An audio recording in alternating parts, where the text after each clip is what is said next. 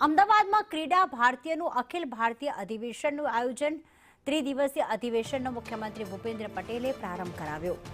27 રાજ્યોમાંથી ક્રીડા ભારતીના કાર્યકર્તાઓ હાજર રહ્યા। દેશભરમાંથી આવેલા ખેલાડીઓનું સીએમએ સ્વાગત કર્યું। યોગ અને રમતને રોજિંદા જીવનમાં અપનાવવા આહ્વાન કરવામાં આવ્યું। કોમનવેલ્થ ગેમ્સ યજમાની ભારત માટે એક ગૌરવની ક્ષણ છે તેવું મુખ્યમંત્રીએ કહ્યું। સાથે જ કહ્યું કે કોમનવેલ્થ ગેમ્સ પહેલા 25,000 ખેલાડી તૈયાર કરવામાં આવશે।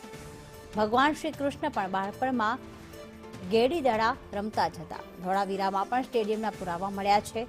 ત્યારે ખેલ મહાકુંભ 2025માં 72 લાખ ખેલાડીઓ જોડાયા।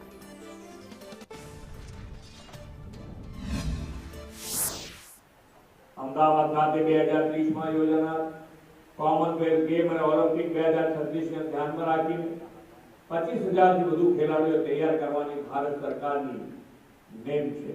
ત્યારે આપણે બધાને ખબર છે કે જ્યારે માનનીય વડાપ્રધાન શ્રી ગુજરાતમાં મુખ્યમંત્રી હતા ત્યારે 2023માં ખેલ મહાકુંભની શરૂઆત કરાવી હતી અને એ વખતથી આની અંદર છેલ્લે આ ખેલ મહાકુંભમાં 2025માં 72 લાખ જેટલા આમાં ખેલાડીઓ જે સહભાગીતા નોંધાવી છે।